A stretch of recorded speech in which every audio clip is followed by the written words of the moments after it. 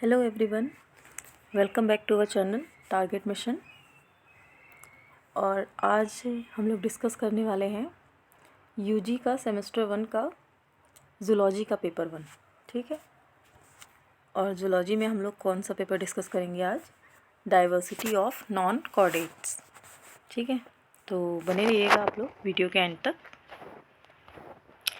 तो यहाँ पे हम देखेंगे सबसे पहले इसका है पार्ट ए, जिसमें कि ऑब्जेक्टिव टाइप क्वेश्चन आप लोगों को देखने के लिए मिलेंगे। ठीक है। Each question carry 2 marks. 2 marks के हर एक क्वेश्चन है और टोटल मार्क्स आपके होंगे इसके 20। ठीक है, तो देखते हैं, स्टार्ट करते हैं। ठीक है। सो हमारा यहाँ पर क्वेश्चन नंबर 1 है सबसे पहले कि amoeba belongs to which class. ठीक है, तो यहाँ पे आपको 4 ऑप्शन देखने के लिए मिल रहे हैं। ठीक है, राइजोपोडा, मिक्सोपोरिडिया, सिलिएटा एंड जूमेस्टिगोफोरा।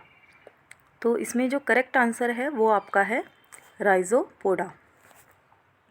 मूव करते हैं सेकंड क्वेश्चन की तरफ। Which group of animal belongs to the same phylum. ठीक है, यहाँ पे आपको फाइलम का नेम मेंशन नहीं कर रखा है, आपको कुछ एनिमल्स दे रखे हैं ग्रुप में, और ये पूछा गया है कि वो कौन से 2 ऐसे एनिमल्स हैं जिनका फाइलम सेम है। ठीक है, तो यहाँ पे आप लोगों को दिख रहा है बहुत सारे एनिमल्स हैं। तो यहाँ पे जो करेक्ट आंसर है आपका वो है option number C, which is scorpion and locusta. ठीक है, मूव करते हैं नेक्स्ट क्वेश्चन की तरफ। क्वेश्चन नंबर 3 है आपका, the canal system is a characteristic feature of.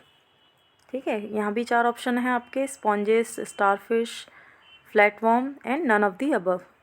तो इसका जो करेक्ट आंसर है वो है option number A, which is sponges. Next question, medusa of Obelia जो है उसका मेड्यूसा फॉर्म होता है और एक पॉलिप फॉर्म होता है। ठीक है, तो जो उसका मेड्यूसा है उसमें किस तरह के ज़ोइड पाई जाते हैं। ठीक है, यहाँ पे 4 ऑप्शन आपको देखने के लिए मिल रहे हैं, रिप्रोडक्टिव, फीडिंग, लोकोमेट्री, ठीक है, and none of the above. तो इसका जो करेक्ट आंसर है, ओबेलिया का जो मेड्यूसा फॉर्म होता है, ठीक है, उसकी लाइफ साइकिल में एक फॉर्म मेड्यूसा आता है जिसका जो ज़ोइड होता है वो किस तरह का होता है, वो रिप्रोडक्टिव ज़ोइड होता है। ठीक है, नेक्स्ट क्वेश्चन आपका है, the intermediate host of fasciola hepatica is. तो यहाँ पे पूछा गया है कि इंटरमीडिएट होस्ट कौन सा होता है फैशिएला हिपेटिका का। इंटरमीडिएट मतलब जो बीच में आता है। ठीक है, फैशिएला हिपेटिका आप लोगों ने सुना होगा। ठीक है, क्या चीज़ है आगे हम लोग अभी डिस्कस करेंगे। वैसे ये एक लिवर फ्लूक है, ठीक, जो कि एक पैरासाइट है, और इसका ये पूछ रहे हैं कि इंटरमीडिएट होस्ट कौन सा होता है। तो इसका करेक्ट आंसर है आपका स्नेल। नेक्स्ट क्वेश्चन की तरफ मूव करते हैं। Ctenophora does not contain. Ctenophora एक फाइलम होता है, ठीक है, इसके पास इन चारों में से कौन सा स्ट्रक्चर नहीं प्रेजेंट होता है?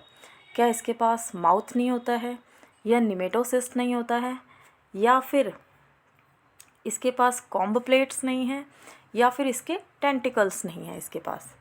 तो अगर हमें ये चीज़ें जाननी है कि भाई टीनोफोरा जो हमारा फाइलम है उसमें जो हमारे प्रेजेंट होते हैं ऑर्गेनिज्म, उनमें चारों में से क्या चीज़ें प्रेजेंट नहीं हैं, तो सबसे पहले हमें इसका स्ट्रक्चर मालूम होना चाहिए कि भाई उसका स्ट्रक्चर किस तरह का है। ठीक है, आप लोग देखिएगा इसके बाद इसका स्ट्रक्चर, टीनोफोरा का जो ऑर्गेनिज्म होते हैं इसमें प्रेजेंट, उनके आप स्ट्रक्चर देखना। वैसे मैं आपको बता देती हूँ, इसका करेक्ट आंसर है निमेटोसिस्ट। निमेटोसिस्ट जो है वो टीनोफोरा में प्रेजेंट नहीं होता है। ये जो निमेटोसिस्ट है वो निडेरिया में प्रेजेंट होता है। ये निडेरिया का जो फाइलम निडेरिया है उसका कैरेक्टरिस्टिक है ये। ठीक है, नेक्स्ट क्वेश्चन की तरफ मूव करते हैं हम लोग। सेक्युलिना इज प्लेस्ड इन। ठीक है, सेक्युलिना इज एक स्ट्रक्चर है।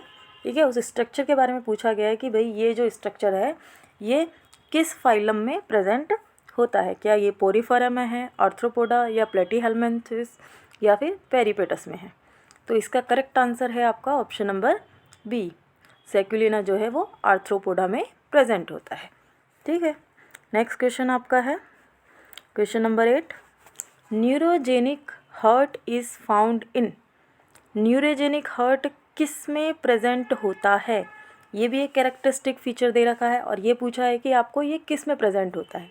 तो इसका करेक्ट आंसर है ऑप्शन नंबर सी, ये कॉकरोच में न्यूरोजेनिक हर्ट प्रेजेंट होता है। ठीक है। नेक्स्ट क्वेश्चन आपका है question number 9, tube feet is present in. Tube feet भी एक कैरेक्टरिस्टिक फीचर है। यहाँ पे आपको मोस्टली जितने भी देखने के लिए मिल रहे हैं हर एक फाइलम के कैरेक्टरिस्टिक फीचर आपको दे रखे हैं और ये पूछा है कि ये किस में प्रेजेंट है, किस में नहीं प्रेजेंट है।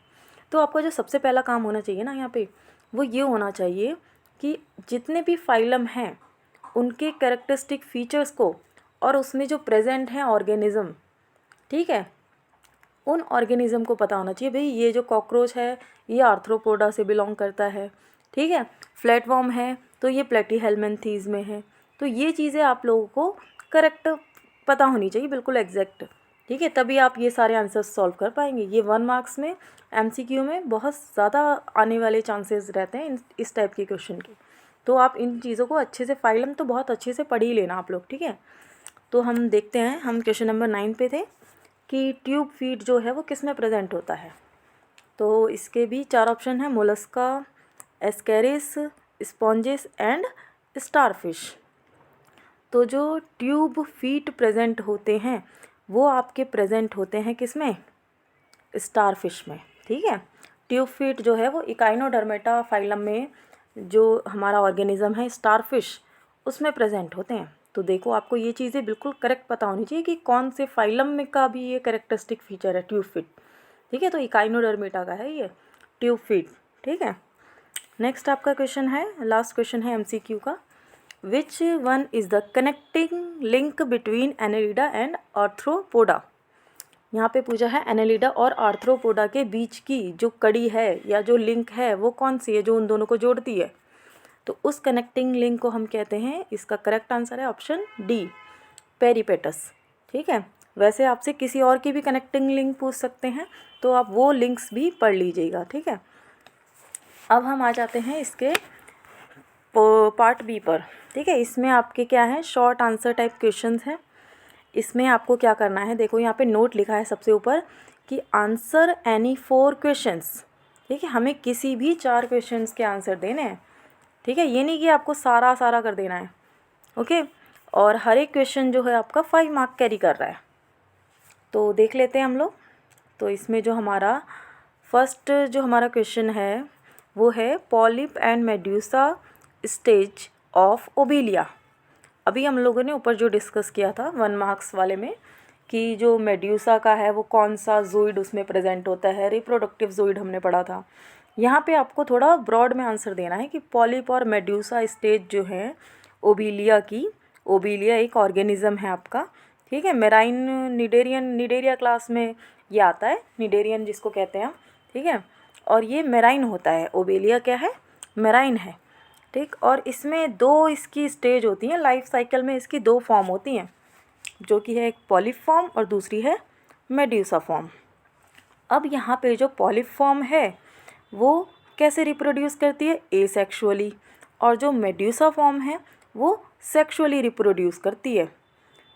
और जो पॉलिप फॉर्म है वो क्या करेगा, किसी भी सबस्ट्रेट का जो सरफेस होगा उसके बॉटम से जाके अटैच हो जाएगा, जबकि जो मेड्यूसा है वो फ्रीली इधर उधर मूव करता रहेगा, ठीक। मेड्यूसा का जो शेप रहता है अम्ब्रेला टाइप रहता है, ठीक है, कुछ अम्ब्रेला टाइप इसका शेप रहता है। तो ये जो है ये फ्री स्विमिंग रहता है, फ्रीली मूव करता है। और इसकी जो सेक्सुअल स्टेज रहती है, इसकी लाइफ साइकिल कैसी रहती है, सेक्सुअली रिप्रोड्यूस करता है, जबकि पॉलिप एसेक्सुअली। तो ये इसके बारे में छोटी मोटी थोड़ी जो इन्फॉर्मेशन है, ठीक है। और आप लोग इसको और डिटेल में अच्छे से पढ़ लेना। नेक्स्ट हम आते हैं क्वेश्चन नंबर 3, आपका क्या है इसका, सेप्टल नेफ्रीडिया इन अर्थ वॉर्म। तो ये सेप्टल नेफ्रीडिया क्या है पहले ये समझ लो। अर्थवॉर्म तो आप लोगों को पता ही है, ठीक है। तो सेप्टल नेफ्रीडिया क्या होता है, सबसे जो लार्जेस्ट नेफ्रीडिया होता है। नेफ्रीडिया क्या होता है, पहले नेफ्रीडिया जो होता है वो अर्थवॉर्म का एक्सक्रीटरी स्ट्रक्चर है, आप सभी को पता है, और जो सेप्टल नेफ्रीडिया है वो सबसे बड़ा नेफ्रीडिया है किसी भी अर्थवर्म में, जो एक्सक्रीशन के लिए रिस्पॉन्सिबल होता है। और ये प्रेजेंट कहाँ पे होता है? ये प्रेजेंट होता है जहाँ पे उसकी बॉडी में सेगमेंट होते हैं, वहाँ पे प्रेजेंट होता है। ये जो इंटर सेगमेंट सेप्टा प्रेजेंट होते हैं अर्थवर्म की बॉडी पर, वहाँ ये सेप्टल नेफ्रीडिया प्रेजेंट होता है। और उसमें भी ये किस पोजीशन पर लोकेट होता है? तो ये 15th सेगमेंट में प्रेजेंट होता है अर्थवर्म के।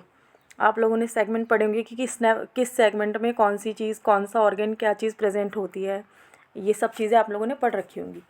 तो जो सेप्टल नेफ्रीडिया है वो आपका प्रेजेंट होता है 15th सेगमेंट पर अर्थवर्म के। ये बहुत ही इंपॉर्टेंट क्वेश्चन है, आप लोग बहुत ध्यान से सुनिएगा। 15th सेगमेंट पे सेप्टल नेफ्रीडिया अर्थवर्म में प्रेजेंट होता है। और दूसरी चीज़ क्या है, ये कैसे अरेंज होते हैं? ये अरेंज होते हैं सेमी सर्कल्स में, ठीक है, और वो भी इंटेस्टाइन के चारों तरफ सेमी सर्कल में प्रेजेंट होते हैं सेप्टल नेफ्रीडिया। तो यहाँ पे थोड़ी बहुत इसकी इन्फॉर्मेशन आप लोगों को मिल चुकी है। नेक्स्ट क्वेश्चन की तरफ मूव करते हैं। नेक्स्ट है हमारा फ्लेम सेल्स, या फिर हम इसको कहते हैं सोलेनोसाइट्स, ठीक है। फ्लेम सेल्स भी कह सकते हैं या फिर सोलेनोसाइट्स भी कह सकते हैं। तो ये क्या होता है? ये भी एक्सक्रीटरी ऑर्गन है। अभी हमने नेफ्रीडिया पढ़ा था, वो भी एक्सक्रीटरी ऑर्गन था। ये जो फ्लेम सेल्स है ये भी एक्सक्रीटरी ऑर्गन है, बट वो जो था वो अर्थवर्म का एक्सक्रीटरी मतलब ऑर्गन है। लेकिन जो फ्लेम सेल्स है वो प्लेटीहेल्मिन्थेस का, उसमें भी जो फ्लैटवर्म्स होती हैं उनका एक्सक्रीटरी ऑर्गन है ये, ठीक है। और इसका काम क्या होता है फ्लेम सेल्स का? मेनली जो इसका काम होता है एक्सक्रीशन करना, ऑस्मो रेगुलेशन करना, ठीक है। ऑस्मो रेगुलेशन करने का मतलब है कि भाई वो ऑस्मेटिक प्रेशर को मेंटेन करता है। और एक्सक्रीशन किसका करेगा? नाइट्रोजिनस वेस्ट जो होता है उसे बॉडी से रिमूव आउट करेगा फ्लेम सेल्स, ठीक। फिर हाँ ठीक है, हो गया। और मूव करते हैं हम लोग नेक्स्ट क्वेश्चन की तरफ। आई होप आप लोगों को ये फ्लेम सेल्स ठीक ठीक समझ में आ गया होगा। नेक्स्ट क्वेश्चन देखते हैं। रीजेनरेशन इन प्लेनेरिया। प्लेनेरिया एक ऐसा ऑर्गेनिज्म होता है जो क्या करता है, अपनी बॉडी को रीजनरेट करता है। रीजनरेट का मतलब हो गया कि दोबारा से बनाना, ठीक है। अगर आप लोग प्लेनेरिया के किसी, या फिर प्लेनेरिया के पूरा जो ऑर्गेनिज्म होता है उसको दो हिस्सों में डिवाइड कर देंगे, तो उसका जो ऊपर वाला हिस्सा होगा वो नीचे वाले हिस्से को दोबारा बना लेगा, और नीचे वाला हिस्सा जो रहेगा वो ऊपर वाले हिस्से को दोबारा बना लेगा।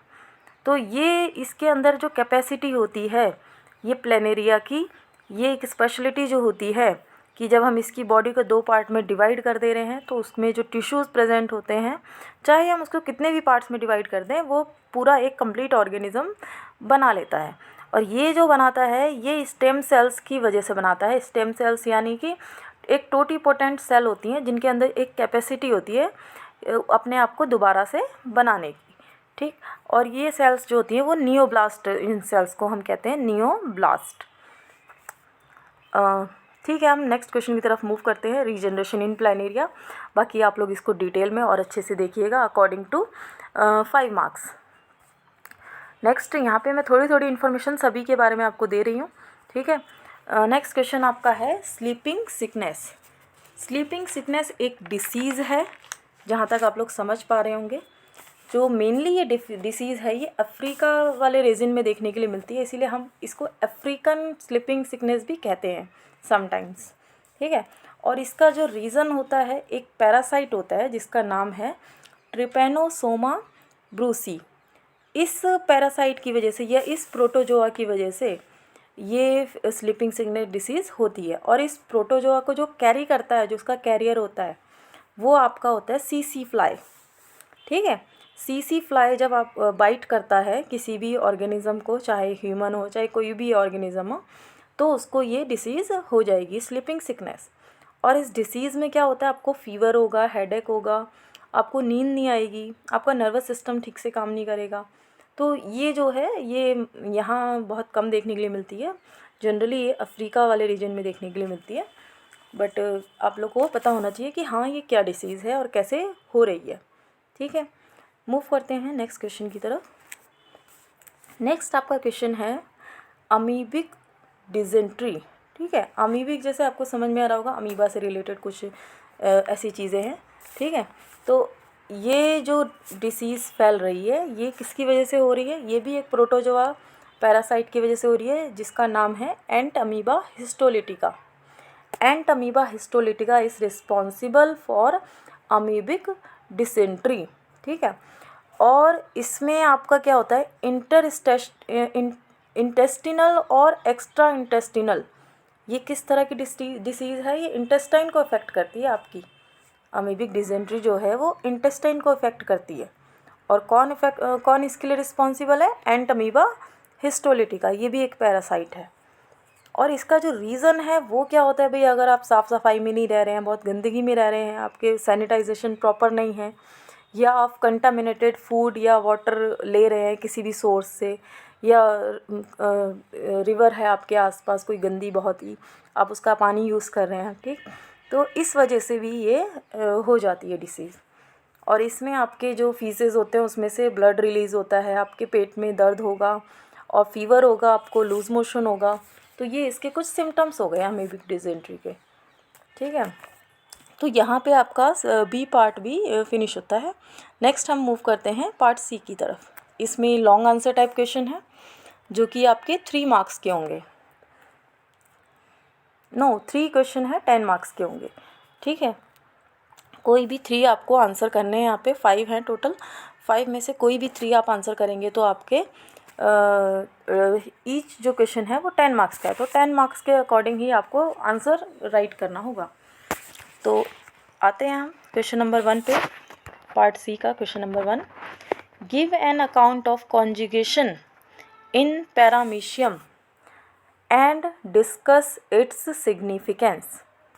यहाँ पे पूछा है कि भाई पैरामीशियम जो एक ऑर्गेनिज़म है उसमें कॉन्जुगेशन के बारे में बताइए और इसके सिग्निफिकेंस को भी ब्रॉड में डिटेल में समझाइए कि इसके क्या सिग्निफिकेंस है।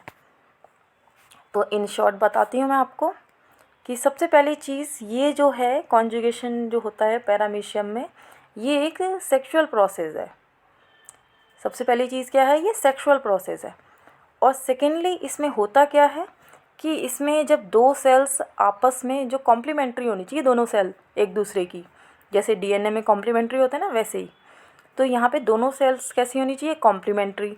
वो दोनों मेट करेंगे, यूनाइट करेंगे और अपना जेनेटिक मटेरियल एक्सचेंज करेंगे। इस तरह से होता है आपका कॉन्जुगेशन।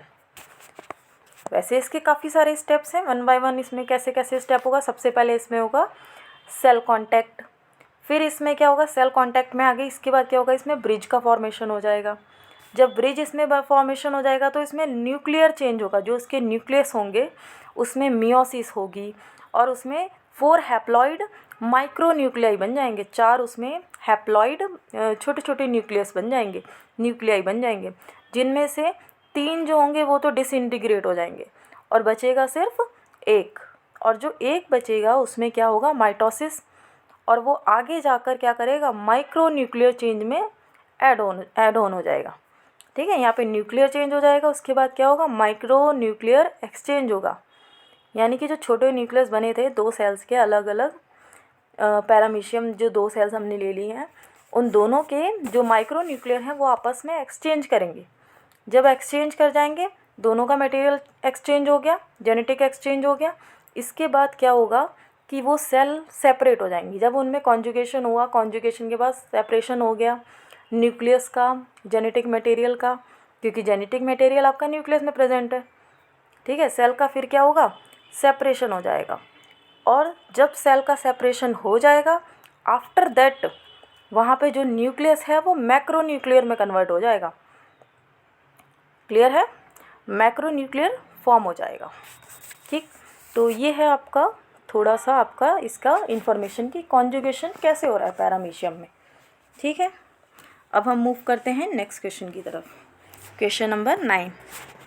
इसमें क्या है, classify phylum Mollusca up to class with example. आपको फाइलम मोलस्का के जितने भी क्लासेस हैं उन सभी क्लासेस को एक्सप्लेन करना है विद एग्जाम्पल। और उस एग्जाम्पल का मतलब भाई उसमें कौन कौन से ऑर्गेनिज्म इंक्लूड कर रहे हैं, ठीक। मैं आपको सिर्फ क्लासेस बता देती हूँ, बाकी आप डिस्क्राइब कर लेना। मोलस्का का जो क्लासेस है वो कौन कौन से है। First one is gastropoda, bivalvia, aplacophora, monoplacophora, polyplacophora, scaphopoda, cephalopoda. ठीक है, ये सारे आपकी क्लासेस किसके हैं? मोलस्का के। इन सभी क्लासेस को आपने डिस्क्राइब करना है और विद एग्जांपल उसके ऑर्गेनिज्म भी देने आपने। जैसे सिफेलोपोडा में भी ऑक्टोपस आ गया, है ना, कौन कौन से उसमें ऑर्गेनिज्म बिलोंग करते हैं ये भी आपको विद एग्जांपल एक्सप्लेन करना है, उसके फीचर्स बताने हैं। ठीक है, उस पर्टिकुलर आपके जो क्लास है उसके क्या क्या फीचर्स हैं। ठीक, नेक्स्ट मूव करते हैं क्वेश्चन नंबर 10 की तरफ। Explain about the water vascular system in Echinodermata. देखो अभी हमने जो स्टार्टिंग में क्वेश्चन आया था हमारे पास कैनाल सिस्टम, बच्चे यहाँ पे बहुत बड़ी गड़बड़ी करते हैं कि कैनाल सिस्टम और वाटर वस्कुलर सिस्टम एक ही समझ लेते हैं। ये दोनों बहुत ही डिफरेंट हैं। जो कैनाल सिस्टम होता है वो पोरीफेरा में प्रेजेंट होता है, जबकि जो वाटर वस्कुलर सिस्टम है वो इकाइनोडर्मेटा में प्रेजेंट होता है। ठीक है, तो बहुत ध्यान से इस चीज़ को आप लोग समझना, यहाँ पे बहुत बड़ी मिस्टेक हो जाती है कई बार बच्चों से यहाँ पे। ठीक है, तो इकाइनोडर्मेटा का क्या है हमारा फीचर? Water vascular system. तो थोड़ा बहुत हम समझते हैं इस चीज़ को कि इसका क्या काम है। वाटर वस्कुलर सिस्टम जैसे आपको समझ में आ रहा है कि भाई एक वस्कुलर है, वस्कुलर मतलब कंडक्ट कर रहा है किसी चीज़ को। तो क्या कंडक्ट करता है? ये हेल्प करता है किसी भी चीज़ के मूव करने में, ठीक है, उस पर्टिकुलर ऑर्गेनिज्म में, और उस ऑर्गेनिज्म के ब्रीथ में, उसमें ट्रांसपोर्ट करने के लिए कुछ भी फूड या जो भी इसका वेस्ट प्रोडक्ट है उसको भी ट्रांसपोर्ट करने के लिए। और ये कैसे बना होता है? इसमें बहुत सारी कैनाल्स होती हैं, ठीक है, और इसमें ट्यूब फीट होते हैं। ट्यूब फीट अभी हमने स्टार्टिंग में पढ़ा था, 1 मार्क्स वाले में आया था। तो इसका क्या होता है? ट्यूब फीट प्रेजेंट होता है और कैनाल प्रेजेंट होता है। और ये काम कैसे करता है वाटर वस्कुलर सिस्टम? ये इसमें क्या करेगा? ट्यूब फीट जो है, और इसमें वाटर सर्कुलेशन होगा ट्यूब फीट के थ्रू, और लोकोमोशन होगा, ठीक है, और इसके गैसियस एक्सचेंज, न्यूट्रिएंट सर्कुलेशन, ये सारी चीज़ें इसमें साइमल्टेनियसली होती रहेंगी। ठीक है, तो ये इसका वाटर वस्कुलर सिस्टम है, इसको आप लोग डिटेल में देख लीजिएगा। मूव करते हैं नेक्स्ट क्वेश्चन की तरफ। Describe the general character, structure and affinities of ctenophora. Ctenophora जो एक हमारा फाइलम है उसकी हमको जनरल कैरेक्टर बताने हैं और उसकी एफिनिटीज़ मतलब कि उसकी सिमिलैरिटी और किस फाइलम से है ये बताना है आपको। ठीक है, तो समझेंगे हम यहाँ पे इस चीज़ को। टीनोफोरा जो है इसे हम सी वॉलनट भी कहते हैं, या कॉम्ब जेलीज़ हैं इसके एग्जांपल, सी वॉलनट, कॉम्ब जेलीज़। और ये मेराइन होता है इसके जो ऑर्गेनिज़म होते हैं, और इसमें आपका जिलेटिनस बॉडी होती है, इसकी जिलेटिन लाइक बॉडी होती है, उसकी बॉडी पे कॉम्ब लाइक प्लेट्स होते हैं, बाईरेडियल सिमेट्री होती है, और ये फ्री स्विमिंग होता है। और इसके जो जनरल कैरेक्टरिस्टिक में आप किस किस चीज़ को डिस्क्राइब कर सकते हैं? इसकी बॉडी शेप बता सकते हैं, सिमेट्री बता सकते हैं, लोकोमोशन बता सकते हैं, इसका डाइजेशन बता सकते हैं, रिप्रोडक्शन के बारे में आप जानकारी दे सकते हैं यहाँ पे, या फिर सेंस ऑर्गन के बारे में भी आप लोग इन्फॉर्मेशन दे सकते हैं। हेडिंग बना के आप ज़्यादा करेंगे तो इसमें थोड़ा अच्छा लगेगा, ठीक है, आंसर राइट करने में। नेक्स्ट आपको इसमें क्या बताना है? इसके जनरल कैरेक्टर बता दिया, फिर आप इसका स्ट्रक्चर बताएंगे। स्ट्रक्चर में क्या बता सकते हैं कि इसमें टिश्यू की कितनी लेयर होती है, मीज़ोग्लिया क्या होता है, नर्व्स जो होती हैं, मसल्स जो होती हैं, और मीजन काइमल सेल्स, इन सब से मिलकर इसका स्ट्रक्चर बनता है। ये सभी को आप एक एक करके थोड़ा सा एक्सप्लेन करके बताएंगे तो ज़्यादा सही रहेगा। ठीक है, नेक्स्ट इसकी एफिनिटीज़ मतलब यहाँ पे सिमिलैरिटीज़ है। ठीक है, सिमिलैरिटी इसकी किसके साथ देखने के लिए मिलती है? प्लेटीहेल्मिन्थीज़। जैसे प्लेटीहेल्मिन्थीज़ में क्या होता है? गैस्ट्रिक कैविटी होती है, यहाँ पे भी सेम है, और वहाँ पे मसल टिश्यू डेवलपमेंट, वहाँ का जो नर्वस सिस्टम ऑर्गेनाइजेशन है, सेम ऐसा यहाँ पर भी देखने के लिए मिलता है। ठीक है, टीनोफोरा में भी। अब हमारा जो लास्ट क्वेश्चन है इस पेपर का वो है आपका life cycle of Fasciola हिपेटिका। Fasciola हिपेटिका अभी हम लोग डिस्कस कर चुके हैं। वैसे थोड़ा सा मैं बता देती हूँ यहाँ पे आपको। फैसियोला हिपेटिका एक पैरासाइट है जिसे हम लीवर फ्लूक भी कहते हैं, और इसकी जो लाइफ साइकिल होती है उसमें 5 फेजेस होती हैं। 5 फेजेस में कौन कौन सी फेज़ हैं? पहला है आपका एग आएगी फेज़, दूसरा आएगा miracidium larva, cercaria larva, metacercaria larva, और सबसे लास्ट में आपका क्या बन जाएगा? एडल्ट फ्लूक बन जाएगा। ठीक है, इसके जो एग होते हैं ना, एग वाली स्टेज जो होती है इसकी, वो पास करती है किसी भी मैमल्स के, कोई भी एनिमल्स के फीसेस के थ्रू। ठीक है, वो होस्ट होगा ठीक है, उस होस्ट के फीसेस के थ्रू एग्स इसके निकलते हैं और कहाँ चले जाते हैं? फ्रेश वाटर में एंटर कर जाएंगे एग्स। और जब वो फ्रेश वाटर में एग्स एंटर कर जाएंगे, उसके बाद मैच्योर होने के बाद वो हैच करके या टूट कर क्या बना देते हैं? किस में कन्वर्ट हो जाते हैं? मिरासीडियम लार्वा में।